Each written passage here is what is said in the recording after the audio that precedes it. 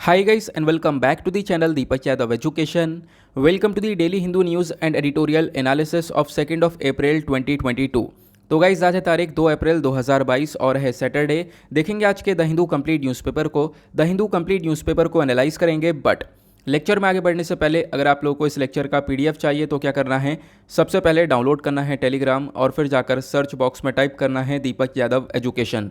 As you can see guys आप लोगों को ये वाला चैनल मिल जाएगा, इस पर क्लिक करना और जाकर इस चैनल को ज्वाइन कर लेना। देखो, अगर आप लोगों को इस तरीके से ये चैनल नहीं मिलता है तो नीचे डिस्क्रिप्शन बॉक्स में आप सभी लोगों को टेलीग्राम का लिंक दिया गया है, वो लिंक इसी चैनल का है। जैसे आप उस पर क्लिक करोगे ऑटोमेटिकली ये चैनल ओपन हो जाएगा, इसको जाकर ज्वाइन कर लेना। ज्वाइन करने से फ़ायदा क्या होगा, यहाँ पर आप लोगों को डेली बेसिस पर लेक्चर का पीडीएफ मिल जाता है, डेली करंट अफेयर के वीडियो का पीडीएफ मिल जाता है और डेली बहुत सारे डिजिटल नोट्स मिल जाते हैं। ये सारी चीज़ें मिलती हैं बिल्कुल फ्री में, तो जाकर इसको ज़रूर ज्वाइन करना।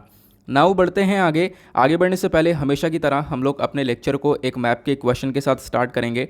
तो आज आप सभी लोगों को मैप में जाकर देखना है लेक न्यासा को कहाँ पर है ये एग्जैक्टली लोकेटेड, अच्छे से मैप में देखना। देन उसके बाद आकर नीचे कमेंट सेक्शन में टाइप करना, जिससे कि आप लोग इसको लंबे समय तक याद रख पाओगे। साथ ही साथ एक क्वेश्चन सॉल्व करेंगे जो कि यूपीएससी प्रीवियस ईयर 2016 के प्रीलिम्स में पूछा गया था। डेली बेसिस पर हम लोग यहाँ पर एक प्रीवियस ईयर क्वेश्चन को भी सॉल्व करते हैं। इस क्वेश्चन में इंटरनेशनल सोलर अलायंस के रिगार्डिंग 2 स्टेटमेंट्स दी गई हैं और पूछा गया कि कौन सा स्टेटमेंट करेक्ट है।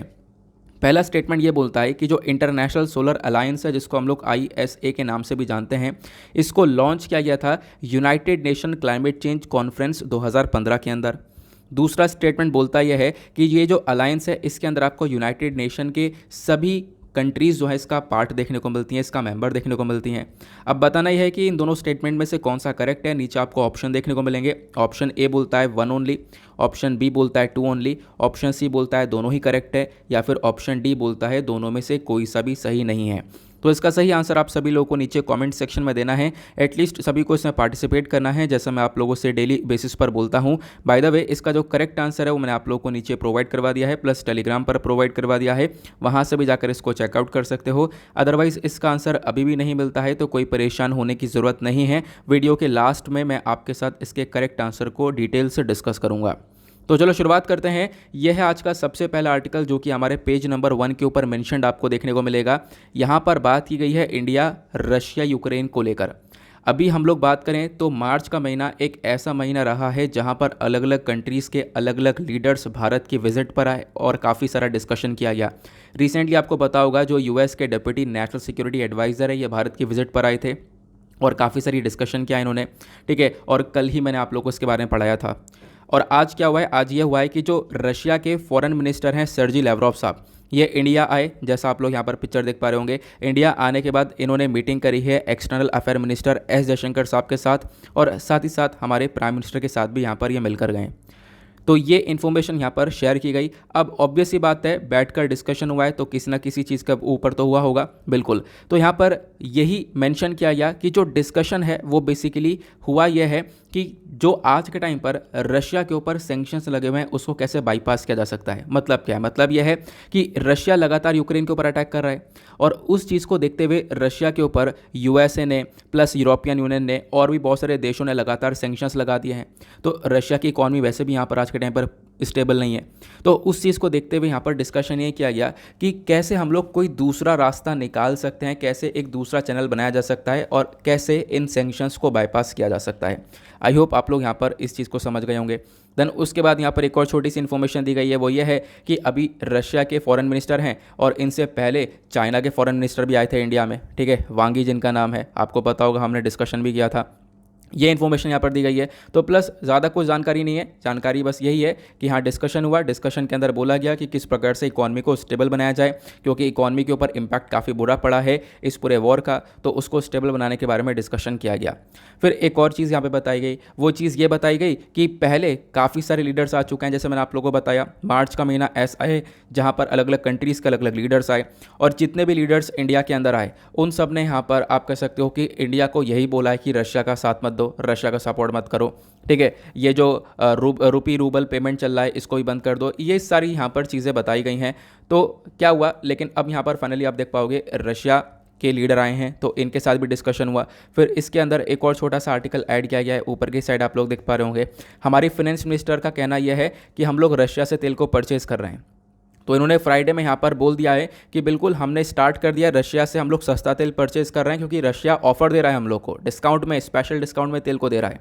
और आज के टाइम पर तेल की इतनी मारामारी चल रही है, महंगाई काफ़ी ज़्यादा चल रही है, तेल की इंटरनेशनल लेवल के जो प्राइसेस हैं वो काफ़ी ज़्यादा बढ़े हुए हैं। तो उन सब चीज़ों को देखकर हमने रशिया का ऑफर एक्सेप्ट किया और हम तेल को मंगा रहे हैं। और यहाँ पे इनके थ्रू ये भी बोला गया कि हम लोगों ने काफ़ी सारे जो बैरल्स हैं वो रिसीव कर भी लिए हैं, और अभी और ही बहुत सारे बैरल्स आने वाले हैं। तो हमारा जो व्यापार है वो कंटिन्यूस जारी है, वो इस आर्टिकल के अंदर बताया गया। इस आर्टिकल को सिंपली आप लोग जीएस पेपर 2 इंटरनेशनल रिलेशन से रिलेट कर सकते हो। आई होप आप लोग को यहाँ पर एक एक चीज़ अच्छे से क्लियर हो चुकी है। अब एक और छोटी सी इन्फॉर्मेशन है जो कि बहुत इंपॉर्टेंट है, ध्यान से सुनना उसको। वो ये है कि मार्च 2022 के महीने का मंथली करंट अफेयर का कंपाइलेशन अपलोड हो चुका है, जाकर आप लोग उसको देख सकते हो। इसी चैनल पर आपको वीडियो मिल जाएगा, कल मैंने ये वीडियो आपके साथ शेयर कर दिया है, ठीक है। और साथ ही साथ इसका जो पीडीएफ है वो भी मैंने आपको टेलीग्राम पर प्रोवाइड करवा दिया, वहाँ से इसको डाउनलोड करके अपने पास स्टोर कर लेना। और एक चीज़ और बता दूँ, ये जो वीडियो है इसकी लेंथ 4 घंटे की है। तो आप कहना 4 घंटे की है, बिल्कुल 4 घंटे की है, लेकिन यहाँ पर इसकी गारंटी मैं लेता हूँ कि आपके सारे करंट अफेयर बिल्कुल बेसिक से क्लियर हो जाने वाले हैं। सब कुछ इंपॉर्टेंट है उसके अंदर। और ख़ास बात तो यह है कि जैसे हमारे अलग अलग जीएस पेपर सेक्शंस बटे हुए हैं, ठीक है, उसमें हमारे सिलेबस के अंदर हिस्ट्री है, ज्योग्राफी है, पॉलिटी है, इकोनॉमी है, साइंस एंड टेक है। तो सारे ही टॉपिक्स के करंट अफेयर जितने भी मार्च 2022 में चर्चा में थे, उन सब का कंपाइलेशन करके इस वाले वीडियो के अंदर रिकॉर्ड करके आपको प्रोवाइड करवा दिया गया है। आप लोग प्लीज़ एक बार जाकर इसको देख लेना, आपकी बहुत हेल्प होगी। ये 4 घंटे का वीडियो है, तो आप लोग आधा आधा घंटा भी अगर रोज़ देख लेते हो तो भी 8 दिन के अंदर आप खत्म कर दोगे। जिसने कुछ नहीं पढ़ा उसको सब कुछ आ जाएगा, प्लस जिन्होंने पढ़ा है उनका रिविजन हो जाएगा। क्लियर हुआ? तो ये एक छोटी सी इन्फॉर्मेशन थी। बाकी आपको पता होगा कि हम लोग डेली जो प्रीवियस ईयर क्वेश्चन है वो डिस्कस करते हैं। बहुत सारे एमसीक्यूज़ मैं आपके साथ डिस्कस करता हूँ डेली बेसिस पर कि कैसे कैसे क्वेश्चन पूछे गए हैं। बहुत सारे एमसीक्यूज़ आप लोग सीख भी गए हो आज के टाइम पर। आप लोगों के बहुत सारे मैसेजेस आते हैं, बहुत सारा प्यार मिलता है कि आप लोग सिलेबस को रिलेट करना सीख गए हो, कैसे पढ़ते हैं चीज़ों को, कैसे पीवीआईक्यूज़ को देखना है, वो सारी चीज़ें सीख गए हो। तो वो डेली बेसिस पर हम कर रहे हैं। लेकिन अब बहुत सारी डिमांड ये भी है कि सर मेंस का क्वेश्चन और स्टार्ट कर दो, पूरा कंप्लीट हमारा प्रिपरेशन चलता रहेगा। तो मेंस का क्वेश्चन भी स्टार्ट किया गया है। कल मैंने आप लोगों को पता होगा टेलीग्राम पर मैसेज शेयर किया था कि हम लोग यहाँ पर प्रीवियस ईयर क्वेश्चन को तो कर रहे हैं, बट अभी मेंस का क्वेश्चन भी डेली स्टार्ट करेंगे। तो आज सैटरडे है बेसिकली, तो यहाँ पर क्या सोचा गया है कि मंडे से लेकर सैटरडे तक रोज़ एक मेंस का क्वेश्चन देखेंगे। संडे को यहाँ पर कोई क्वेश्चन नहीं रहेगा, सिर्फ मंडे से सैटरडे के बीच में रहेगा, ठीक है। हम लोग रोज़ एक क्वेश्चन को सॉल्व किया करेंगे। अब दिमाग में क्वेश्चन एक ये भी उठता है कि क्वेश्चन होगा कैसे, मतलब कि मैंने आपको क्वेश्चन दे दिया, आपने लिख लिया, बस खाली अपने पास लिख लिया, आपके पास ना कोई सोल्यूशन आया ना कुछ आया, तो इससे कोई फ़ायदा नहीं होगा, है ना। ये आपको ही पता है, मुझे ही पता है। तो होगा क्या, मैं आपको क्वेश्चन दूंगा, प्रॉपर तरीके से वीडियो में बता दूंगा उसके बारे में, फिर उसके बाद उसका सोल्यूशन आपको प्रोवाइड करवाऊंगा। सोल्यूशन को आप लोग यहाँ पर बाद में चेकआउट कर सकते हो, ठीक है। जैसे कि मैंने मॉर्निंग में क्वेश्चन दिया, आप लोग आराम से लिख लेना, इवनिंग में मैं वो सोल्यूशन सेंड कर दूंगा। और वो कहाँ पर सेंड किया जाएगा, तो उसके लिए यहाँ पर ग्रुप बना रखा है, आपको पता होगा, दीपक यादव एजुकेशन वाला टेलीग्राम पर। ये वाला ग्रुप नहीं है, वो मेंस के लिए अलग से ग्रुप है। जैसे आप लोग यहाँ पर देख पाओगे, ये ओपन नहीं होगा वैसे अभी, एक तरीके से जो नेट है वो ऑफ है। तो इसका लिंक मैंने टेलीग्राम पर शेयर कर दिया। मैं आप लोगों को ये जो लिंक है ये अपने वीडियो के डिस्क्रिप्शन बॉक्स में भी डाल दूंगा।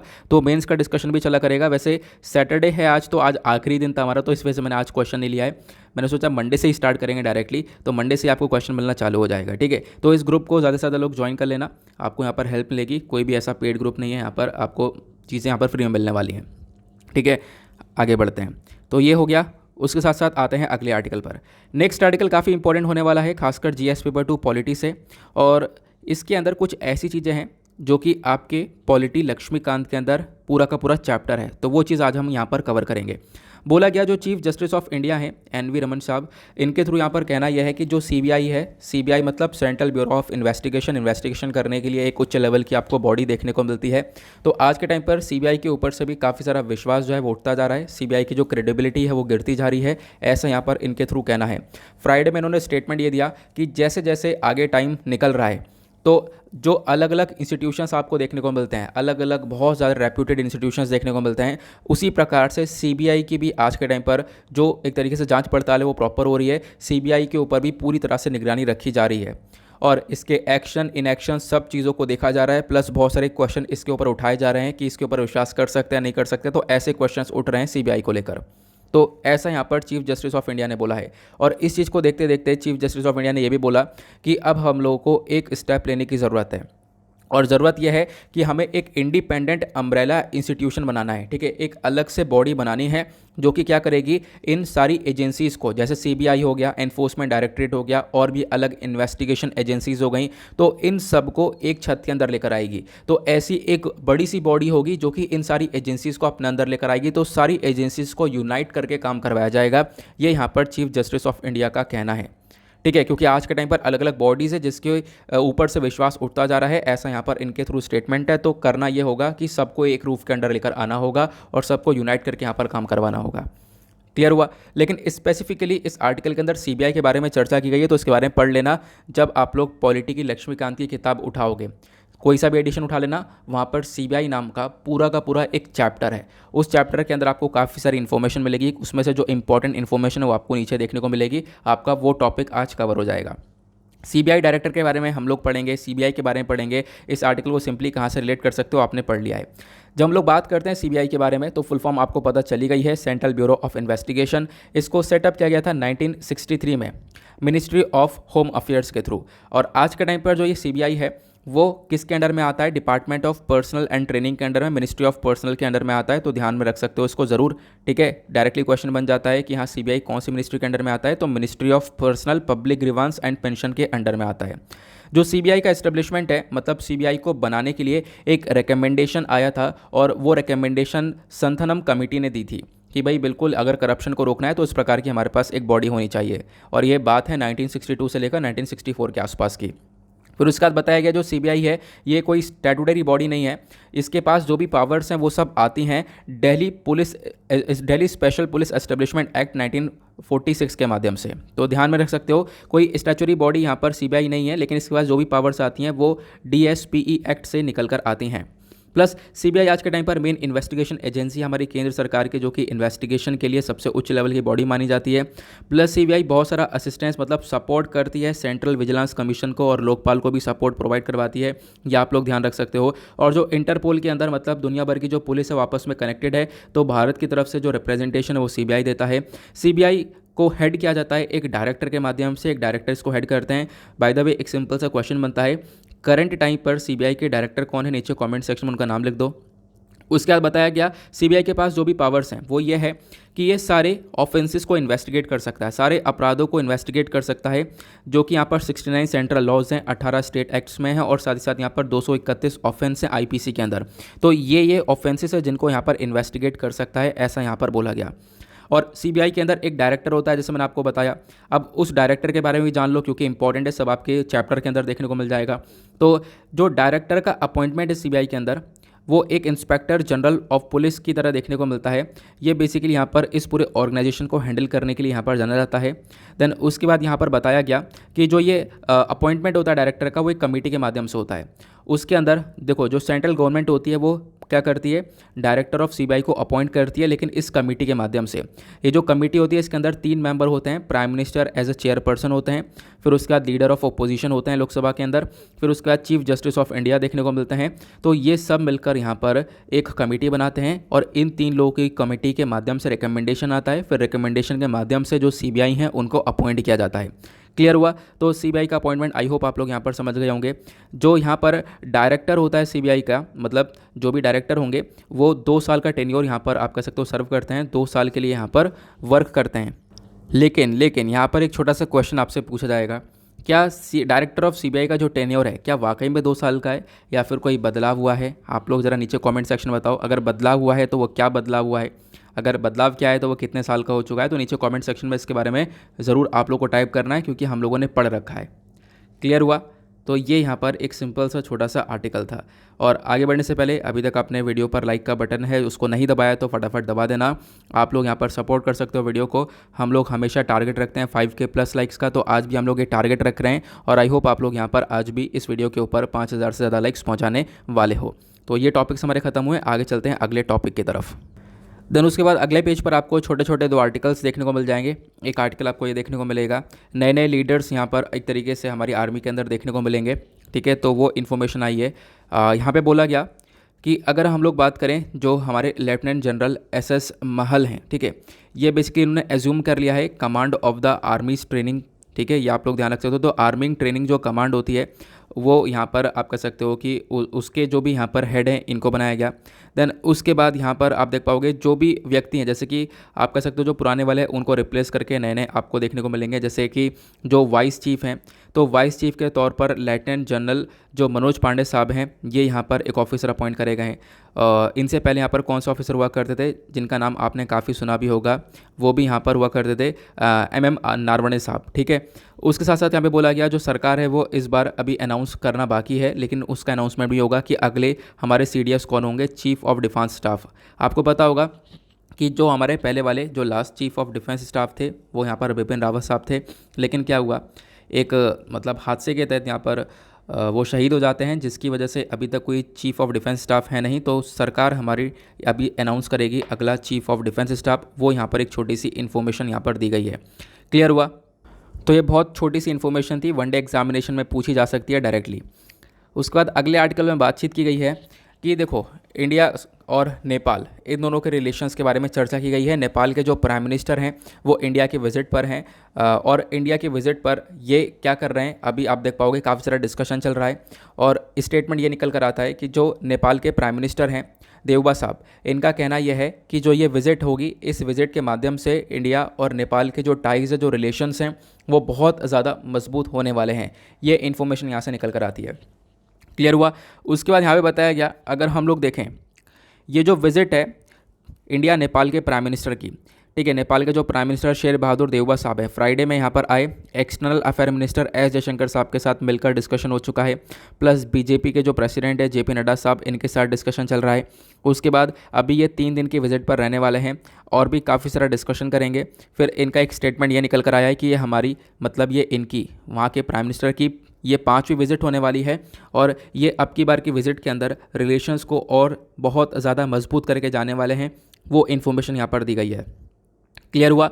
बाकी और कुछ भी मुद्दा यहाँ पर आपको देखने को नहीं मिलेगा, आप लोग खुद भी एक बार रीड कर सकते हो। दूसरे मुद्दे और कुछ नहीं देखने को मिलेंगे, बस यही यहाँ पर बताया गया कि डिस्कशन चल रहा है। और अभी क्या होगा, जैसे जैसे यहाँ पर इनकी विज़िट समाप्त होगी तो उस विज़िट को समाप्त होते होते भी काफ़ी सारी इंपॉर्टेंट पॉइंट्स निकल कर आएंगे। बताया जाएगा लास्ट में कि क्या क्या डिस्कशन हुआ है, कौन कौन से एग्रीमेंट साइन किए हैं, जो भी होगा वो सब हम लोगों को लास्ट में पता चलेगा। लेकिन उससे पहले इस आर्टिकल के रिगार्डिंग एक और बहुत इंपॉर्टेंट चीज़ है, वो ये है कि इंडिया नेपाल के रिलेशंस जो हैं वो आपको पता होना चाहिए। ठीक है, वो बहुत इंपॉर्टेंट है GS पेपर 2 के पर्सपेक्टिव से। नहीं पता है तो मैं आप लोगों को बता रहा हूँ, चाहो तो आप लोग नीचे नोट डाउन करके चल सकते हो। GS पेपर 2 इंटरनेशनल रिलेशंस के पॉइंट ऑफ व्यू से इंपॉर्टेंट हो जाएगा, प्लस आपका ये जो टॉपिक है इंडिया और नेपाल के रिलेशंस का वो यहाँ पर ख़त्म हो जाएगा। तो इंडिया नेपाल के रिलेशंस की बात करते हैं तो इनके हिस्टोरिकल टाइज आपको देखने को मिलेंगे। मतलब कि काफ़ी लंबे समय से रिलेशंस बहुत ज़्यादा अच्छे हैं। नेपाल काफ़ी इंपॉर्टेंट नेबर कंट्री है इंडिया के लिए। इन दोनों के जो रिलेशन है वो जोग्राफिकल, हिस्टोरिकल, कल्चरल, इकोनॉमिकल, ये हर पर्सपेक्टिव से आपको देखने को मिलेगा, काफ़ी लंबे समय से हैं। उसके बाद इंडिया और नेपाल दोनों मिलकर हिंदुज़म और बुद्धिज़्म के ऊपर अपने बिल्कुल सिमिलर रिलेशंस को यहाँ पर शेयर करते हैं। इनफैक्ट जो बुद्धा जी थे उनका जन्म हुआ था लुम्बिनी के अंदर, और लुम्बिनी करेंट टाइम पर नेपाल के अंदर प्रेजेंट आपको देखने को मिलेगा। प्लस उसके बाद बताया कि दोनों कंट्रीज़ के अंदर आज के टाइम पर रिलेशन इतने ज़्यादा अच्छे हैं कि एक ओपन बॉर्डर एरिया आपको यहाँ पर देखने को मिलता है।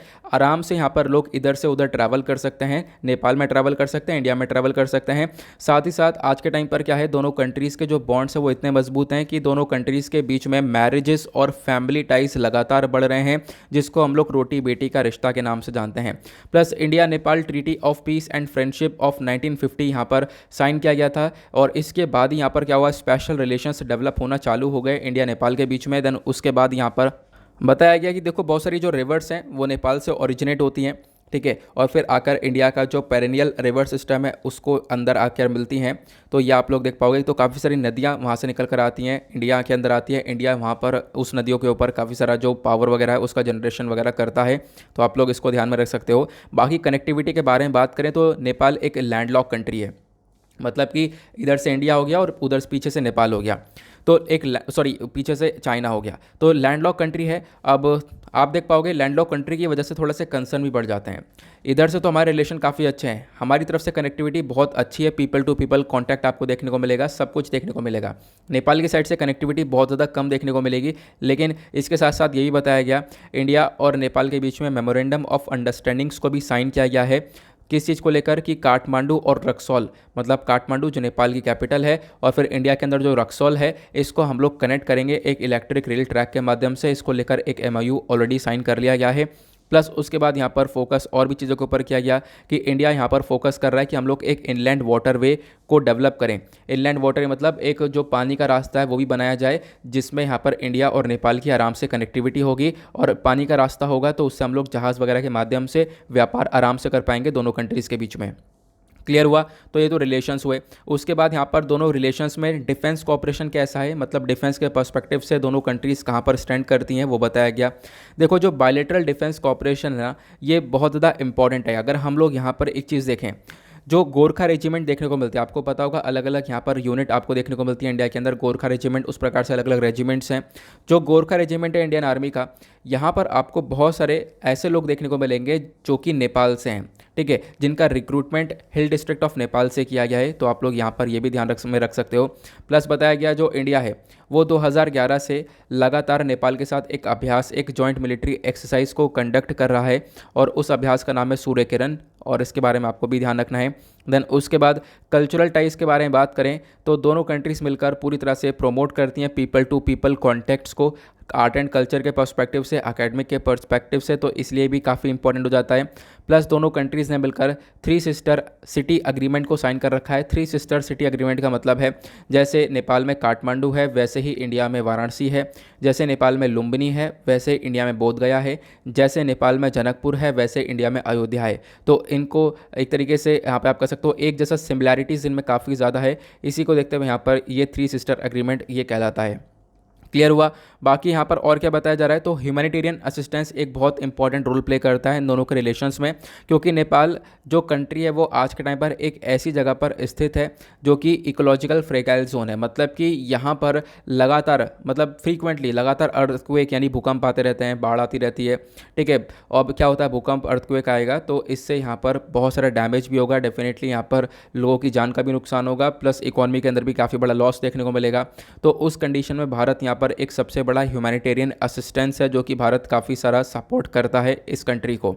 प्लस अब यहाँ पर इंडिया नेपाल के मल्टीलेटरल पार्टनरशिप के बारे में बात करें तो कौन कौन से ग्रुप्स में, मतलब कौन कौन से जो अलग अलग ग्रुप्स हैं, इंटरनेशनल लेवल के ऑर्गेनाइजेशंस हैं जहाँ पर ये दोनों हिस्सा हैं, तो आपको देखने को मिलेगा एक ग्रुप का नाम है BBIN, मतलब बांग्लादेश भूटान इंडिया नेपाल। यहाँ पर आपको इंडिया और नेपाल दोनों देखने को मिलेंगे। फिर उसके बाद बिम्स्टेक है, बिम्स्टेक के अंदर bay of Bengal initiative for multi sectoral technical and economic cooperation देखने को मिलेगा, ठीक है। तो बिम्स्टेक के अंदर दोनों हिस्से हैं कंट्री के, मतलब कि ये जो कंट्री है दोनों इसका पार्ट है।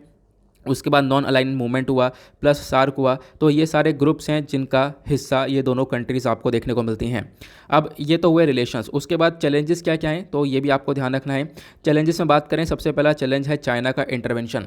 मतलब कि ये एक लैंडलॉक कंट्री है नेपाल। अब लैंडलॉक कंट्री होने के बाद इधर से तो इंडिया रहेगा 3 साइड से, पीछे से यहाँ पर चाइना, तो चाइना सबसे बड़ा कंसर्न बन जाता है। और आज के टाइम पर अगर हम देखें तो पिछले कुछ समय से क्या हो रहा है कि चाइना ने भी अपना इन्वेस्टमेंट वगैरह, अपना जो व्यापार वगैरह है वो नेपाल के साथ में काफ़ी हद तक बढ़ा दिया है। इन्वेस्टमेंट, एड, लोन्स, ये सारी चीज़ यहाँ पर चाइना लगातार प्रोवाइड करवा रहा है। मतलब यहाँ पर चाइना जो है नेपाल के अंदर अपनी एक प्रेजेंस बनाने की कोशिश कर रहा है। अब ये देखो कि नेपाल के अंदर उसका प्रेजेंस बनेगा तो इससे दिक्कत किसी होगी। दिक्कत यहाँ पर ऑब्वियस सी बात है इंडिया को होगी। इंडिया को काफ़ी सारे कंसर्न्स यहाँ पर फेस करने पड़ेंगे, तो ये एक सबसे बड़ी प्रॉब्लमेटिक चीज़ हो सकती है। तो इसको हम लोग यहाँ पर टैकल कर रहे हैं बेसिकली कैसे, अपने रिलेशंस को नेपाल के साथ इंप्रूव करके।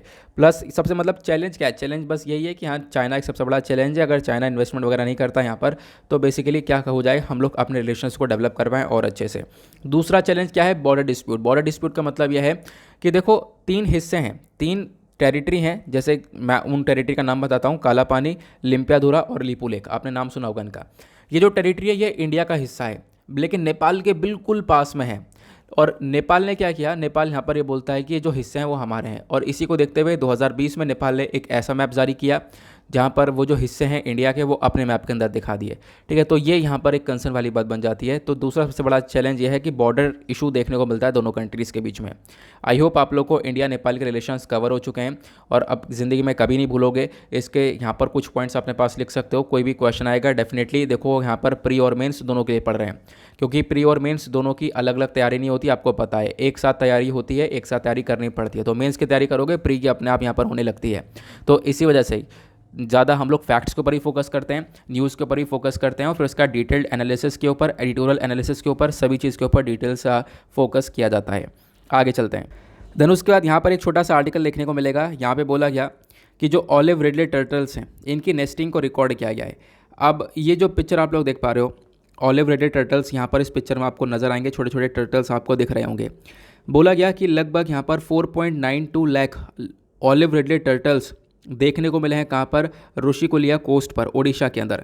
और साइंटिस्ट ने यहाँ पर लगभग 6000 से ज़्यादा टर्टल्स के ऊपर टैग वगैरह भी लगाया गया है, ताकि हम लोग उनके बारे में इन्फॉर्मेशन ज़्यादा से ज़्यादा ले सकें, उनकी ब्रीडिंग के बारे में इन्फॉर्मेशन ज़्यादा से ज़्यादा ले सकें, ये यहाँ पर बोला गया। और इन्फॉर्मेशन लेते लेते यहाँ पर देखा गया कि लगातार यहाँ पर जो नेस्टिंग है इन ऑलिव रिडले टर्टल्स की वो लगातार बढ़ती जा रही है। और आज के टाइम पर बहुत सारे इनके घोंसले देखने को मिल जाएंगे, प्लस उसके बाद लगातार बढ़ रहे हैं और अभी भी हम लोग काउंट कर रहे हैं, ये नंबर बहुत ज़्यादा पहुंच चुका है, ऐसा यहाँ पर बताया गया। ये कहाँ की बात है? ओडिशा की बात है। तो ऑलिव रिडले टर्टल काफ़ी चर्चा में आ चुके हैं, तो ध्यान रखना है। प्लस उसके बाद यहाँ पर बताया गया, देखो ये जो टर्टल्स हैं काफ़ी इंपॉर्टेंट भी हमारे लिए, और एग्जाम के पॉइंट ऑफ व्यू से भी इंपॉर्टेंट है, क्योंकि डायरेक्टली क्वेश्चन बन सकता है इसका आयुष्मान स्टेटस को लेकर, प्लस यहाँ पर इसकी मेजोरिटी पॉपुलेशन कहाँ पर देखने को मिलती है उसको लेकर। क्लियर हुआ? तो ये आपको ध्यान रखना है, छोटी छोटी इन्फॉर्मेशन है जिसके बारे में आपको ज़रूर पता होना चाहिए। अगर हम लोग ऑलिव रिडले टर्टल्स के बारे में स्पेसिफिकली अगर बात करें तो इस आर्टिकल को जीएस पेपर 3 एनवायरमेंट से रेड कर पाओगे। ऑलिव रिडले टर्टल यहाँ पर बहुत छोटे छोटे टर्टल्स देखने को मिलते हैं, लेकिन इनकी जनसंख्या बहुत ज़्यादा आपको देखने को मिलती है दुनिया भर में। प्लस ये जो टर्टल्स है कार्निवोर्स होते हैं, कार्निवोर्स मतलब मांस वगैरह खाते हैं। ठीक है, तो ध्यान रख सकते हो। प्लस ऑलिव क्यों नाम रखा गया है? क्योंकि इनका जो कलर है बैक का वो थोड़ा सा ऑलिव यानी ग्रीन कलर का थोड़ा सा नज़र आएगा, इसी वजह से यहाँ पर इसको ऑलिव रिडले टर्टल का नाम दिया गया। देन उसके बाद प्रोटेक्शन स्टेटस के बारे में बात करें तो आईयूसीएन का पूछा जाता है हर जगह पर।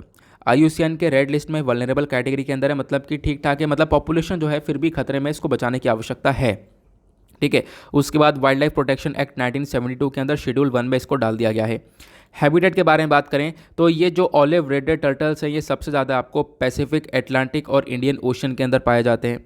ठीक है, उसके बाद ओडिशा की जो गाहिर माथा मैरीन सेंचुरी है ये मानी जाती है दुनिया की सबसे बड़ी रोकरी है, मतलब सबसे बड़ी कॉलोनी है सी टर्टल्स की। तो सबसे ज़्यादा सी टर्टल्स कहाँ पे पाए जाते हैं दुनिया में? ओडिशा में, गाहिर माथा मैरीन सेंचुरी पर। अब इन ऑलिव रिडले टर्टल्स को काफ़ी बड़ा थ्रेट है। थ्रेट क्या है? सबसे बड़ा थ्रेट यहाँ पर यह है कि आज के टाइम पर लगातार पोल्यूशन बढ़ रहा है पानी के अंदर, लगातार कूड़ा करकट पानी के अंदर बढ़ रहा है, ये सबसे बड़ा थ्रेट है। दूसरा थ्रेट है ह्यूमन कंजम्पशन, मतलब कि लोग यहाँ पर इस ऑलिव रिडले टर्टल को खाते हैं, एज अ मीट खाते हैं। ठीक है, और एज अ लेदर, एग्स की तरह भी यहाँ पर यूज़ किया जाता है, मतलब काफ़ी सारी तरीके से यूज़ किया जाता है। इसकी वजह से यहाँ पर इसकी पोचिंग वगैरह भी की जाती है। प्लस जो बहुत सारा प्लास्टिक गार्बेज आज के टाइम पर कोस्टल एरियाज़ में देखने को मिलेगा, उसके बाद समुद्र के अंदर देखने को मिलेगा, और वो प्लास्टिक गार्बेज इनकी जान को काफ़ी बड़ा खतरा बन जाता है। वो लोग यहाँ पर इस गार्बेज को खा लेते हैं, जिसकी वजह से यहाँ पर आप कह सकते हो उस टर्टल की जान चली जाती है। तो ये यहाँ पर परेशानियाँ देखने को मिलेंगी। फिर उसके बाद सबसे बड़ी प्रॉब्लम है फ़िश ट्रॉलर। फ़िश ट्रॉलर का मतलब यहाँ पर यह है कि एक बोट है जो कि क्या करती है, एक जाल बांधती है अपने नीचे, और जाल बांधने के बाद वो उसको खींचती हुई लेकर चली जाती है, जिसमें सारे जानवर यहाँ पर, मतलब ज़्यादातर मछलियाँ तो के ऊपर फोकस किया जाता है। जो मछलियाँ वो एक साथ इकट्ठा यहाँ पर पकड़ ली जाती हैं। लेकिन यहाँ पर क्या सिर्फ मछलियाँ आएंगी इसके अंदर जब इसको जाल को खींचा जाएगा काफ़ी तेज़ी से? तो ऐसा नहीं है। तो मछलियों के साथ साथ यहाँ पर काफ़ी सारा मैरीन इकोसिस्टम बर्बाद हो जाता है। जो हमारे एक्वाटिक प्लांट्स, एनिमल्स हैं वो यहाँ पर बर्बाद हो जाते हैं, जिसमें से यहाँ पर एक सबसे बड़ा threat in olive Ridley turtles को भी पहुँचता है। तो ये भाई हमारे पास है एक छोटी सी इन्फॉर्मेशन। आगे चलते हैं अगले आर्टिकल पर। इसके ऊपर आपको एक छोटा सा आर्टिकल देखने को मिलेगा। यहाँ बात की गई है जो ड्रग ट्रैफिकिंग है, मतलब कि ड्रग्स की जो तस्करी है वो यहाँ पर फ्राइट कंटेनर से चालू हुई है। और ये जो कंटेनर से तस्करी हो रही है ना, ये सबसे बड़ा चैलेंजेस को इसी वजह से रोका नहीं जा रहा। मतलब क्या है, बेसिक से समझते हैं। सबसे बड़ी बात क्या है, यहाँ पर आप लोग ये पिक्चर देख पा रहे होंगे। अब पिक्चर में आपको ये बड़े बड़े डब्बे दिख रहे होंगे, बिल्कुल ऐसा ही है। अब क्या होता है, जहाज़ के माध्यम से जब भी सामान को इधर से उधर भेजा जाता है, ये आपको पता होगा। जब भेज रहे हैं ना तो वो इन डब्बों के अंदर डाल के भेजा जाता है, इन कंटेनर्स के अंदर डाल के भेजा जाता है। अब इन्हीं के अंदर यहाँ पर ड्रग्स जब चला जाता है ना, तो ये सबसे बड़ा कंसर्न बना हुआ है, वो यहाँ पर पकड़ा नहीं जाता, मतलब पकड़ा जाता है तो बहुत कम पकड़ा जा रहा है। और सबसे बड़ी प्रॉब्लम, ये सबसे बड़ा चैलेंज बन जा रहा है, इसकी वजह से यहाँ पर हम लोग ड्रग ट्रैफिकिंग को रोक नहीं पा रहे हैं। बड़े बड़े केसेस हुए गए, यहाँ पर बताया कि एक केस यहाँ पर देखने को मिला जहाँ पर 300 किलोग्राम का कोकेन पकड़ा गया ऐसी कंटेनर में, ठीक है, ले जाते हुए। उसके बाद एक जगह पर 300 किलोग्राम का कोकेन तूतीकोरिन पोर्ट जो कि तमिलनाडु के अंदर वहाँ पर देखने को मिलेगा। एक जगह पर 3000 किलोग्राम की हेरोइन देखने को मिली है। तो मतलब ये सारा जो मतलब अलग अलग केस नज़र आ रहे हैं यहाँ पर, एक जगह पर 25 किलोग्राम की हेरोइन देखने को मिली है। तो ये अलग अलग केसेस बताए गए, एक केस ये है, दूसरा केस ये है, तीसरा केस ये है, ठीक है। तो इन केसेस के अंदर यहाँ पर इन्वेस्टिगेशन करने बताया कि यार ये तो बहुत मामला बिगड़ता जा रहा है। लेकिन आप देख पाओगे सबसे बड़ी प्रॉब्लम बन जाती है यहाँ पर क्या, कि ये जो कंटेनर्स हैं, ये इन कंटेनर्स के अंदर सामान जा रहा है और इन्हीं के माध्यम से ड्रग्स की ट्रैफिकिंग हो रही है, इनकी ड्रग की तस्करी हो रही है, जो कि सबसे बड़ी प्रॉब्लम बनी हुई है। अब क्वेश्चन ये होगा कि भारत के अंदर आ कहाँ से रहा है इतना सारा ड्रग्स, तो यहाँ पर उसके पीछे का भी एक सबसे बड़ा कॉन्सेप्ट आता है, और वो कॉन्सेप्ट आता है गोल्डन ट्रायंगल और गोल्डन क्रीसेंट का। देखो गोल्डन क्रीसेंट इधर है, गोल्डन क्रीसेंट के अंदर आपको 3 कंट्रीज देखने को मिलती हैं, Iran, Afghanistan, Pakistan. Golden triangle में आपको वियतनाम, लाओस, थाईलैंड, बर्मा देखने को मिलता है, मतलब म्यांमार। तो ये देश, जैसे कि अफगानिस्तान हो गया, म्यांमार हो गया, तो ये देश ऐसे देश हैं जहाँ पर ड्रग्स का सबसे ज़्यादा प्रोडक्शन हो रहा है, ठीक है। सबसे ज़्यादा यहाँ पर अफीम वगैरह पाई जाती है, उसका प्रोडक्शन हो रहा है। तो अब क्या है, ये हमारे देश के पास में ही है, और इसी को सैंडविच वाली कैटेगरी बोला जाता है। ऊपर से ये देश होगा, नीचे से ये देश होगा, यहाँ पर सबसे ज़्यादा ड्रग्स का प्रोडक्शन हो रहा है, यहाँ पर भी सबसे ज़्यादा ड्रग्स का प्रोडक्शन हो रहा है, और इनके अंदर ड्रग्स की तस्करी भी बहुत होती है, और इंडिया बीच में फंस गया। तो कहीं ना कहीं यहाँ से जो है इन कंट्रीज़ के माध्यम से ये ड्रग्स इधर से उधर और इंडिया के अंदर भी आता है, ये सबसे बड़ा मेजर कंसर्न है। तो आपको ध्यान रखना है गोल्डन क्रीसेंट के अंदर कितने देश हैं, गोल्डन ट्रायंगल के अंदर कितने देश हैं, इंपॉर्टेंट है, डायरेक्टली क्वेश्चन बन सकता है। क्लियर हुआ? और कौन कौन से देश हैं ये भी ध्यान रख सकते हो, थोड़े बहुत ही कंट्रीज़ आपको नज़र आती हुई नजर आएंगी। आगे चलते हैं। देन बिजनेस सेक्शन पर एक आर्टिकल है बकवास सा, मतलब कहने के लिए मतलब कि आप कह सकते हो पढ़ने लायक है, बट हमारे एग्जामिनेशन के पॉइंट ऑफ व्यू से इंपॉर्टेंट इतना है नहीं। बात की गई है जीएसटी को लेकर। जीएसटी का कलेक्शन हर महीने का आता है, हर महीने का, जनवरी, फरवरी, मार्च, हर महीने का कलेक्शन आता है। तो अभी यहाँ पर मार्च का महीना समाप्त ही हुआ है, अप्रैल स्टार्ट हो चुका है। तो मार्च के महीने में कितना जीएसटी, कितना गुड्स एंड सर्विस टैक्स का कलेक्शन हुआ है, वो यहाँ पे बताया गया। बोला गया कि इंडिया का जो गुड्स एंड सर्विस टैक्स का कलेक्शन है वो लगभग 1,42,095 करोड़ रुपए पहुंच चुका है, ठीक है। 1,42,095 करोड़ रुपीस पहुंच चुका है, ऐसा पे बताया गया। और जो जनवरी का यहाँ पर टैक्स का कलेक्शन था वो 1,40,000 था। तो कहीं ना कहीं अब की बार का टैक्स कलेक्शन बढ़ा है, ऐसा यहाँ पे बताया गया, और अब की बार का एक अल्टीमेट लेवल पर बढ़ता हुआ नजर आया। क्योंकि 2020 में के कंपैरिजन में देखें, 2021 के कंपैरिजन में देखें हमारे मार्च के महीने का डेटा, तो मार्च के महीने में 2022 के अंदर सबसे ज़्यादा कलेक्शन हुआ है, ठीक है। जो 2022 चल रहा है हमारा, तो मार्च के महीने में सबसे ज़्यादा कलेक्शन देखने को मिला है। किस चीज़ को लेकर? इस जीएसटी को लेकर, ऐसी इन्फॉर्मेशन दी गई है। बाकी यहाँ पर बताया गया है भाई मंथली कलेक्शन 2021-22 में कितना कितना हुआ, ठीक है, 2020-21 में कितना कितना हुआ, खुद आप लोग देख पा रहे होंगे यहाँ पर कौन कौन से स्टेट के अंदर कितना कितना कलेक्शन हुआ। तो अगेन ये बदलता रहता है, हर महीने बदलेगा, ठीक है। अब अगले महीने बदल जाएगा, फिर अगले महीने बदल जाएगा। तो ये याद रखने वाली चीज़ें नहीं होती हैं, बस खाली एक आइडिया लो और ख़त्म करो। क्योंकि अब क्या होगा, हो सकता है अभी यहाँ पर कलेक्शन अच्छा खासा हुआ तो इसके ऊपर एडिटोरियल लिख दिया जाए, बता दिया जाए यहाँ पर कुछ और इन्फॉर्मेशन, तो इसी वजह से यहाँ पर एक बेसिक क्लियर रहेगा ना, तो यहाँ पर चीज़ें आगे भी आराम से समझ में आती हुई चली जाएंगी। नाउ अब चलते हैं आगे नेक्स्ट आर्टिकल की तरफ। नाउ पहले आते हैं हम लोग अपने एडिटोरियल सेक्शन पर, देखेंगे आज के इंपॉर्टेंट एडिटोरियल्स को। तो पर्टिकुलरली 2 एडिटोरियल हमारे लिए काफ़ी इंपॉर्टेंट है। तो एक आर्टिकल ये वाला है, यहाँ पर ऑथर ने लिखा है बिम्स्टेक की जो मीटिंग हुई है वो यहाँ पर क्या समिट हुआ है, कैसा रहा है समिट, उसके बारे में डिस्कशन किया गया। दूसरा यहाँ पर आप देख पाओगे आर्टिकल है वनयार कोटा के बारे में।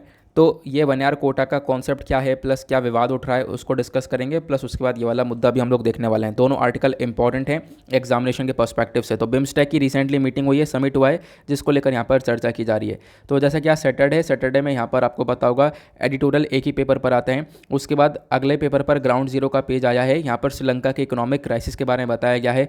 काफ़ी बार डिस्कशन ऑलरेडी कर चुका हूँ, बट टाइम मिलता है तो अगेन यहाँ पर इसको भी एक बार कवर कर लेंगे हम लोग। तो यहाँ पर बात की गई है इस वाले आर्टिकल की। ये आर्टिकल लिखा गया है राजीव भाटिया साहब के थ्रू। यहाँ पर एक कौन है तो इनके बारे में पढ़ सकते हो। एक यहाँ पर ये एक तरीके से एक फेलो हैं, gateway house and former ambassador to Myanmar ये रह चुके हैं। तो अब देखते हैं इनके पॉइंट ऑफ व्यू क्या है। देखो बिम्स्टेक का 5वां समिट हुआ है। इस आर्टिकल को आप लोग जीएस पेपर 3 से रिलेट कर सकते हो। सिलेबस के अंदर टॉपिक्स हैं ग्रुपिंग्स एंड एग्रीमेंट्स का। जीएस पेपर 2 और 3 दोनों से रिलेट कर सकते हो। ग्रुपिंग्स वाले आपको थोड़े बहुत जीएस पेपर 2 के अंदर देखने को मिल जाते हैं, ठीक है। तो आप इन टॉपिक को रिलेट करने के बाद सबसे पहले हमें समझना होगा न्यूज़ क्या है। न्यूज़ ये निकल कर आती है बिम्स्टेक। बिम्स्टेक यहाँ पर ये एक ग्रुप है जिसकी फुल फॉर्म है bay of Bengal initiative for multi sectoral technical economic cooperation. जो बिम्स्टेक ग्रुपिंग है इसका 5वां समिट होता है कहाँ पर, श्रीलंका के कोलंबो के अंदर, जैसा आप लोग यहाँ पर ऊपर देख रहे होंगे। अभी जो कोलंबो है यहाँ पर समिट होता है, तो आपको पहली चीज़ तो ये ध्यान रखनी है कि समिट कोलंबो में हुआ है। साथ साथ ये भी ध्यान रखना है कि इस समिट को होस्ट किसने किया है, तो इस समिट को होस्ट भी श्रीलंका ने ही किया है। अब इस समिट में हुआ क्या गया, इसके हाइलाइट्स क्या हैं।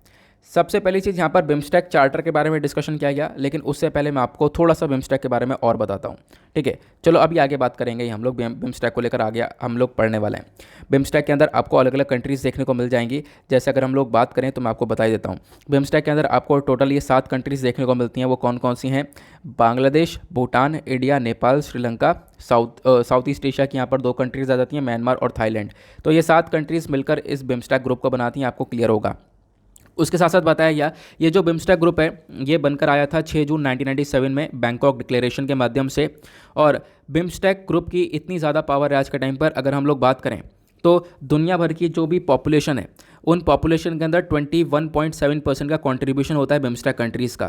प्लस जीडीपी अगर हम लोग बात करें तो इन सभी कंट्रीज़ की कंबाइंड जीडीपी को मिला लें तो 3.8 ट्रिलियन डॉलर्स तक की ये पहुँच जाती है। उसके साथ साथ बिम्स्टेक के बारे में अगर हम लोग बात करें तो यहाँ पर इकोनॉमिक ग्रोथ के लिए एक सबसे बड़ा इंजन देखने को मिलता है। तो बिम्स्टेक अपने आप में काफ़ी पावरफुल है। इसका हेडक्वार्टर कहाँ पर है, तो हेडक्वार्टर ढाका यानी बांग्लादेश में देखने को मिल जाएगा।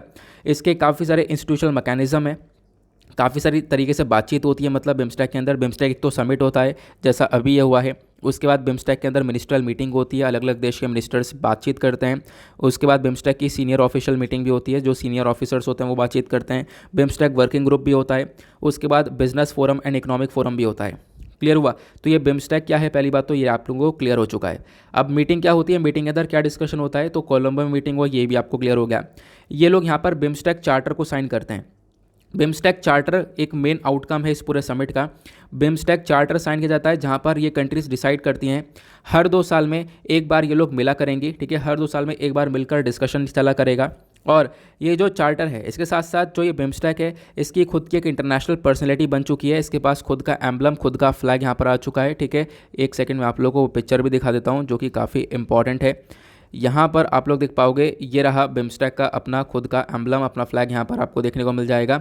तो ये काफ़ी इंपॉर्टेंट है। ठीक है, क्लियर हुआ? तो आई होप आप लोग यहाँ पर इसके बारे में समझ गए होंगे। देन आगे बढ़ते हैं। अब क्या है ना, जिस मीटिंग के दौरान क्या हुआ, बहुत सारे रूल्स एंड रेगुलेशंस को यहाँ पर फॉर्मली लाया गया और बोला गया कि हम लोग बिल्कुल जो सारी कंट्रीज़ हैं इन रूल्स एंड रेगुलेशंस को प्रॉपरली फॉलो करेंगी। साथ ही साथ और एक फोकस रखा गया, यहाँ पर फोकस ये रखा गया कि इन कंट्रीज़, जैसे कि मैंने आपको बताया 7 कंट्री यहाँ पर, 7 कंट्री को अलग अलग काम दे दिया गया है। जैसे एग्जाम्पल लें भारत का, तो भारत को यहाँ पर प्रोवाइड करवाई है लीडरशिप टू सिक्योरिटी। मतलब यहाँ पर भारत सिक्योरिटी का मामला देखेगा। ऐसे यहाँ पर अलग अलग कंट्रीज़ को अलग अलग मुद्दे दे दिए गए हैं। जैसे कि अगर हम लोग यहाँ पर इस पिक्चर में देखें तो बांग्लादेश को कौन सा काम दिया गया, ट्रेड इन्वेस्टमेंट डेवलपमेंट का मामला दिया गया। भूटान को एनवायरमेंट क्लाइमेट चेंज का, इंडिया को सिक्योरिटी का, उसके बाद म्यांमार को एग्रीकल्चर फूड सिक्योरिटी का, नेपाल को पीपल टू पीपल कॉन्टैक्ट का, श्रीलंका को स्पेस टेक्नोलॉजी इनोवेशन का, थाईलैंड को कनेक्टिविटी का। ये सारे मामले यहाँ पर इन कंट्रीज़ को थमा दिए गए हैं। आई होप आप लोग यहाँ पर इसको अच्छे से समझ गए होंगे। ये क्लियर हुआ? बाकी इस मीटिंग के साथ साथ क्या हुआ, इस मीटिंग के अंदर कनेक्टिविटी को लेकर चर्चा की गई है कि किस प्रकार से देश आपस में कनेक्टिविटी को बढ़ा सकते हैं, प्लस डोमेस्टिक कनेक्टिविटी के ऊपर कैसे काम कर सकते हैं। साथ ही साथ और भी दूसरे एग्रीमेंट्स को साइन किया गया इसी समिट के अंदर में। ठीक है, जो मेंबर कंट्रीज़ हैं इन्होंने यहाँ पर साइन किया एक treaty on mutual legal assistance को। ठीक है, जो क्रिमिनल मैटर्स हैं उसके ऊपर यहाँ पर कंट्रीज़ मिलकर साथ में काम करने वाली हैं, ये यहाँ पर बोला गया। साथ साथ भारत ने बोला कि हम लोग कुछ पैसा भी प्रोवाइड करवाएंगे। जो बिम्स्टेक है ना, बिम्स्टेक का एक अपना बजट होता है, उस बजट के हिसाब से लोग वर्क करते हैं। तो इंडिया ने बोला है कि हम लोग यहाँ पर बिम्स्टेक को लगभग $1 मिलियन प्रोवाइड करवाने वाले हैं ताकि बिम्स्टेक अपने ऑपरेशनल बजट को इंक्रीज़ कर सके। क्लियर हुआ? बाकी इसके बाद बिम्स्टेक क्या है ये तो हम लोगों ने डिस्कस कर ही लिया है। फिर उसके बाद अगर हम लोग देखें तो बिम्स्टेक क्यों आज के टाइम पर अलग है सार्क से, ये भी आपको ध्यान रखना है। देखो, बिम्स्टेक और सार्क दोनों अलग अलग ग्रुप हैं, लेकिन सार्क का नाम क्या है, तो बिम्स्टेक का तो आपने नाम समझ लिया। सार्क का नाम है south Asian association for regional cooperation. अब जो हमारे प्राइम मिनिस्टर है इंडिया के, इनको इन्वाइट किया गया था सार्क कंट्रीज़ के अंदर में। कब? आप कह सकते हो जब यहाँ पर हम एक तरीके से जो स्वेरिंग सेरेमनी थी 2014 में हमारे प्राइम मिनिस्टर की, तब तब यहाँ पर आप कह सकते हो सार्क की काफ़ी चर्चा होती थी। प्राइम मिनिस्टर ने सार्क के 18वें समिट के अंदर पार्टिसिपेट किया था काठमांडू नवंबर के अंदर 2014 में। ठीक है, तो 2014 में नवंबर में मीटिंग हुई थी जहाँ पर हमारे प्राइम मिनिस्टर ने इसको अटेंड किया था। लेकिन उसके बाद 2016 अक्टूबर में आपको पता होगा उरी अटैक देखने को मिलता है, पोस्ट उरी अटैक, ठीक है, इंडियन मिलिट्री बेस के ऊपर, जिसके बाद यहाँ पे पाकिस्तान के साथ हमारे रिलेशन बहुत ज़्यादा ख़राब हो जाते हैं। और उसके बाद बताया गया हम लोगों ने फोकस करना कम कर दिया सार्क के ऊपर फोकस कम कर दिया और बिम्स्टेक के ऊपर दबाकर फोकस किया गया। और तब से अब तक आप देख पाओगे बीच में तो यहाँ पर इंडिया ने सार्क समिट को बॉयकॉट करने के बारे में चर्चा कर दी, क्योंकि 2016 के अंदर ये मीटिंग जो है इस्लामाबाद में होने वाली थी, तो बिम्स्टेक ने इसको सपोर्ट किया। इसी वजह से आज के टाइम पर हम लोग सार्क से ज़्यादा बिम्स्टेक को वैल्यू दे रहे हैं। इसी वजह से यहाँ पर बिम्स्टेक ज़्यादा इंपॉर्टेंट है as compare to the SAARC. I hope आप लोग यहाँ पर इसको भी अच्छे से क्लियर कर चुके होंगे। सारे इंपॉर्टेंट पॉइंट्स आप लोगों को यहाँ पर क्लियर हो चुके हैं। आगे बात करते हैं। उसके बाद आपको ये अगला एडिटोरियल देखने को मिलेगा। यहाँ पे बात की गई है कोटा और डेटा के बारे में। देखो, इसका थोड़ा बेसिक समझना होगा, उसके बाद यहाँ पर कहानी को हम आगे बढ़ाएंगे। फिलहाल इस आर्टिकल को मैंने कल ही आपके साथ डिस्कस किया है, पेज नंबर 1 के ऊपर आपको मैं दिखा देता हूँ। यहाँ पर मैंने पोस्ट कर दिया है, तो सिंपल से शब्दों में हम लोग यहाँ पर इस आर्टिकल को समझने की कोशिश करेंगे। देखो, तमिलनाडु के अंदर एक कम्युनिटी है। कौन सी कम्युनिटी है वो आपको देखने को मिलती है? वन्यकुला क्षत्रियास कम्युनिटी। अब वनेकुलर क्षत्रियास कम्युनिटी जो है, जिसको हम लोग एक वनयार कोटा दे रहे हैं, तो तमिलनाडु ने एक वनयार कोटा देने के बारे में यहाँ पर चर्चा करी है इस कम्युनिटी को। एक सेकंड, आप लोग यहाँ पर ये देखो, ये जो नीचे दिख रहा है, तो इस आर्टिकल को जीएस पेपर 2 से रिलेट कर सकते हैं। हुआ क्या कि जो तमिलनाडु की इनकी लेजिस्लेटिव असेंबली है, इन्होंने यहाँ पर क्या किया, एक लॉ पास कर दिया और इन्होंने बोला कि तमिलनाडु के अंदर जो ये कम्युनिटी है, ठीक है, वनयार कम्युनिटी है, इनको हम लोग कोटा प्रोवाइड करवाएंगे, इनको इंटरनल रिजर्वेशन देंगे।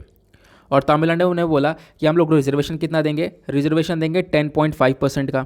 ठीक है, 10.5% का रिजर्वेशन दिया जाएगा इस पर्टिकुलर वनेकुला क्षत्रिय कम्युनिटी को।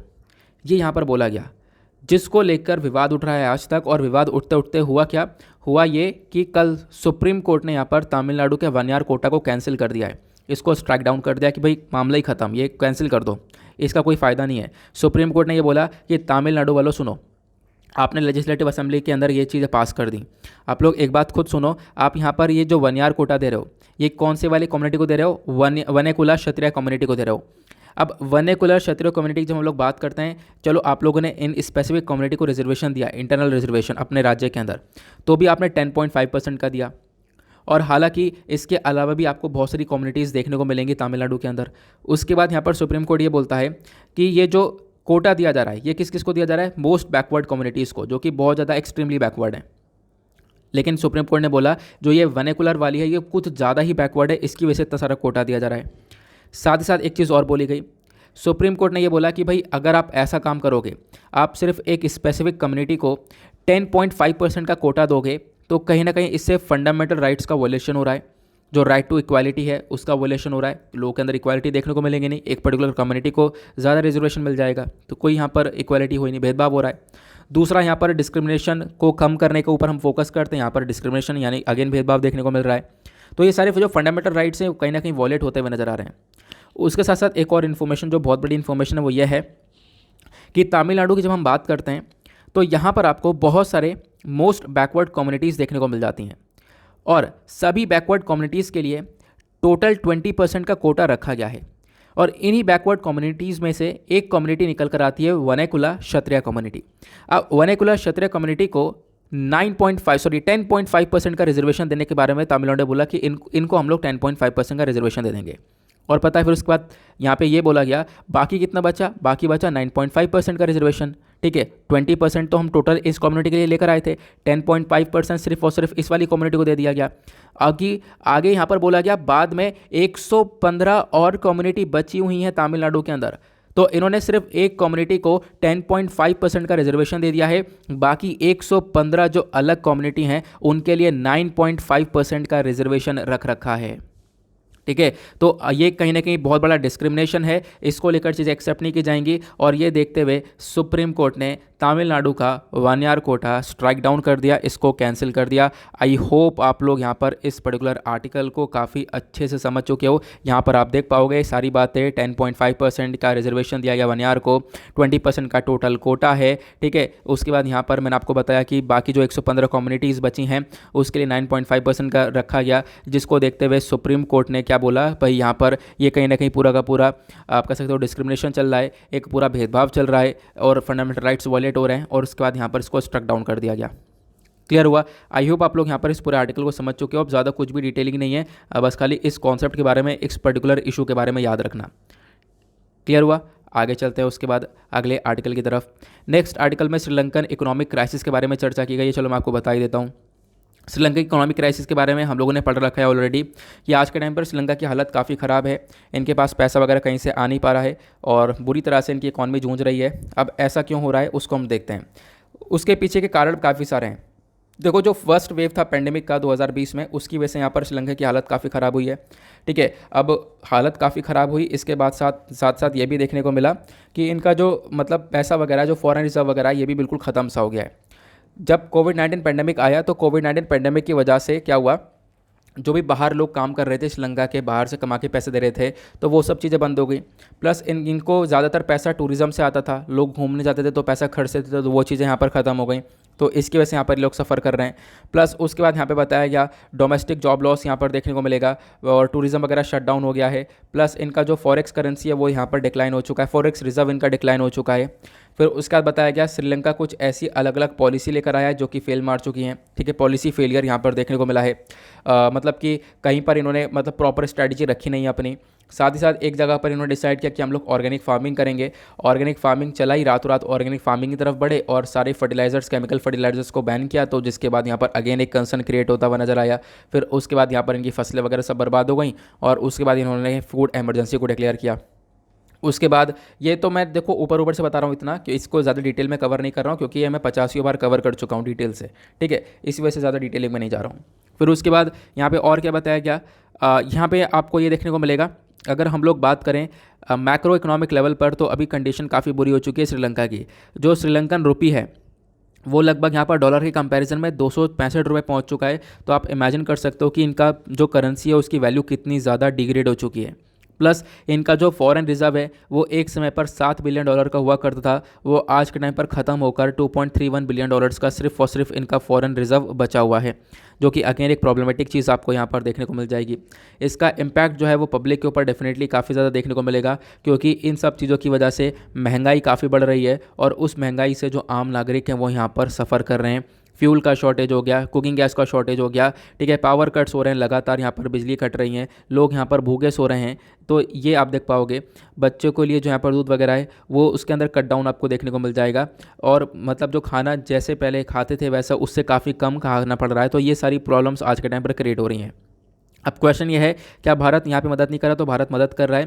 भारत ने $1 बिलियन का क्रेडिट लाइन साइन कर दिया है श्रीलंका के साथ में, और भी बहुत सारा पैसा हम लोग दे रहे हैं। जनवरी 2022 की शुरुआत से अगर हम लोग बात करें तो भारत ने टोटल $2.4 बिलियन तक का अमाउंट ये प्रोवाइड करवाने के बारे में चर्चा कर दी है।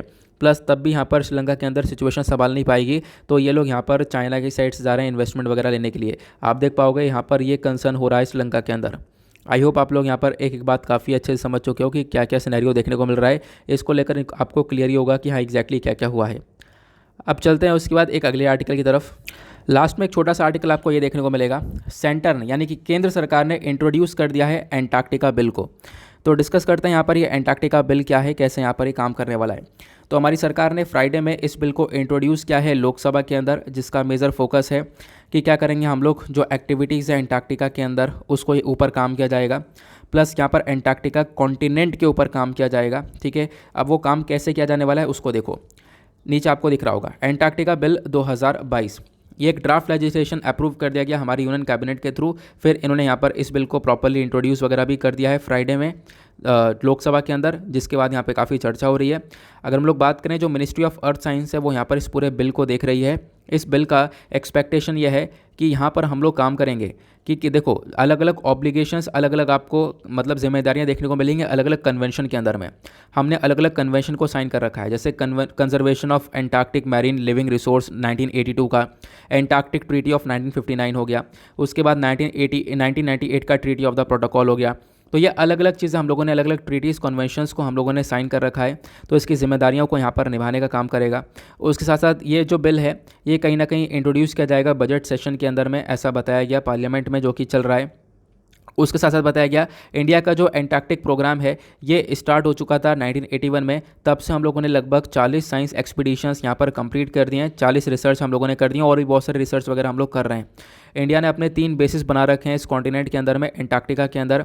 इंडिया का जो बेस स्टेशन है वो आपको एंटार्क्टिका में देखने को मिलेगा।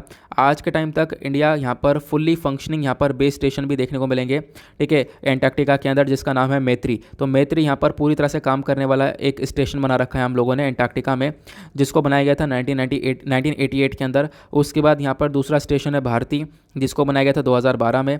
उसके बाद यहाँ पर दूसरा एक और नाम देखने को मिलेगा जिसका नाम है दक्षिण गंगोत्री, जिसको बनाया गया था 1983 में। यहाँ पर आप कह सकते हो ये वाला काम नहीं कर रहा है करंट टाइम पर। क्लियर हुआ। बाकी यहाँ पर एक काम यह है कि जो एंटार्क्टिका है उसके ऊपर और ज़्यादा रिसर्च करने का ये लोग काम करते हैं, तो आई होप आप लोग यहाँ पर इसको समझ गए होंगे। ठीक है, इसका मेजर काम यह है कि भाई हम लोग क्या करें, सारी एक्टिविटीज़ को रेगुलेट करें, एक्टिविटीज़ के ऊपर ध्यान रखें कॉन्टिनेंट के ऊपर। और इस बिल के माध्यम से हमारे पास परमिशन वगैरह भी, मतलब इतनी परमिशन लेने की ज़रूरत भी नहीं होगी और हम लोग सारी एक्टिविटीज़ को आराम से रेगुलेट कर पाएंगे, विजिट्स को हम लोग रेगुलेट कर पाएंगे इस एंटार्क्टिका वाले रीजन के ऊपर। अब क्वेश्चन ये है, ये एंटार्क्टिका वाला रीजन है क्या, हम लोग को ये भी बता दो, क्योंकि ये भी काफ़ी इंपॉर्टेंट बन जाता है। अगर हम लोग बात करें एंटार्क्टिक और आर्कटिक, दोनों के बीच में आपको डिफरेंस देखने को मिलेगा। एक होता है आर्कटिक, जो कि आप लोग को ये ऊपर दिख रहा होगा, है ना। तो आर्कटिक वाला कौन सा रीजन होता है, जब आप लोग यहाँ पर अर्थ को देखोगे तो अर्थ पे जो नदर्न साइड है वो आप लोग को आर्कटिक वाला रीजन देखने को मिलेगा, और जो सदर्न वाला साइड है वो एंटार्क्टिक वाला रीजन देखने को मिलेगा। तो आर्कटिक पर भी हम लोग काफ़ी सारे अपने रिसर्च वगैरह करते रहते हैं। और अभी बात की जा रही है एंटार्क्टिक की। जो एंटार्क्टिक है ये काफ़ी सारी मतलब ठंडी जगह देखने को मिलती है। एंटार्क्टिक वाले रीजन पर पोलर बियर नहीं मिलते हैं, पोलर बियर आपको जो है आर्कटिक वाले रीजन पर मिलते हैं, और पेंगुइन जो है आपको एंटार्क्टिक वाले रीजन पर मिलती है। क्लियर हुआ। फिर उसके बाद यहाँ पर एक चीज़ और है, ये हुआ हमारा एक छोटा सा आर्टिकल कंप्लीट। देन आपको पता होगा एक अलग से हम लोग थंबनेल लेते हैं रोज़ाना एक डिस्कशन करने के लिए। एक थंबनेल है जिसके बारे में आपको पता होना चाहिए, इंपॉर्टेंट है और मज़ा आएगा जानकर भी। अच्छा, हम लोग 1 अप्रैल को अप्रैल फूल्स डे मनाते हैं, ठीक है, एक दूसरे को बेवकूफ़ बनाया जाता है, हालांकि अब कोई बनता नहीं है, वो बात अलग है, लेकिन यहाँ पर अप्रैल फूल्स डे मनाया जाता है ना। तो क्या आपको पता है इसके पीछे का रीज़न क्या है, क्या स्टोरी है अप्रैल फूल्स डे की? नहीं पता है तो थोड़ा सा रुको, मैं आप लोगों को बताता हूँ। देखो, अप्रैल फूल्स डे की स्टार्टिंग जो है, यहाँ पर जो आपको ये व्यक्ति दिख रहे हैं ना, जो पिक्चर के अंदर, ठीक है, ये जो व्यक्ति दिख रहे हैं, इनका नाम क्या है? इनका नाम है पोप ग्रेगोरी 13, ठीक है। इनका भी एक बहुत बड़ा रोल है। अभी मैं आपको बताता हूँ कि स्टार्टिंग कैसे होती है, बस खाली ध्यान से सुनते हुए चलना। देखो 15th सेंचुरी तक, जो 15th सेंचुरी का समय था, तब तक जो पहला दिन हुआ करता था नए साल का, वो 1 अप्रैल हुआ करता था, ठीक है। जैसे आज के टाइम पर हमारा नए साल का पहला दिन कौन सा होता है, वो 1 जनवरी होता है। 1 जनवरी आ गया नया साल, 1 जनवरी 2022 नया साल, 1 जनवरी 2023 नया साल, है ना। आज के टाइम पर ऐसा है, लेकिन 15th सेंचुरी तक जो नया साल है वो 1 अप्रैल को हुआ करता था, कि 1 अप्रैल को हम लोग नया साल मनाते थे। क्लियर हुआ। फिर उसके बाद 1982 के अंदर, सॉरी 1582 के अंदर, 1582 के अंदर, 1582 में क्या होता है, यही जो व्यक्ति हैं पोप ग्रेगोरी 13, ये क्या करते हैं, ये कैलेंडर को चेंज कर देते हैं। ये कैलेंडर को चेंज कर कर ग्रेगोरियन कैलेंडर कर देते हैं, ठीक है। अब ये ग्रेगोरियन कैलेंडर कर देते हैं, जिसका मतलब यहाँ पर जो दिन है उसकी शुरुआत होगी, मतलब जो नया साल है उसकी शुरुआत होगी 1 जनवरी से, ठीक है। जैसे मैंने आपको बताया 15 सेंचुरी तक तो क्या हो रहा था, जो हमारा नया साल है वो 1 अप्रैल से स्टार्ट हो रहा था। लेकिन 1582 के अंदर यहाँ पर क्या हुआ, इन्होंने बदलाव कर दिया, इन्होंने बोला कि कैलेंडर हम बदल रहे हैं।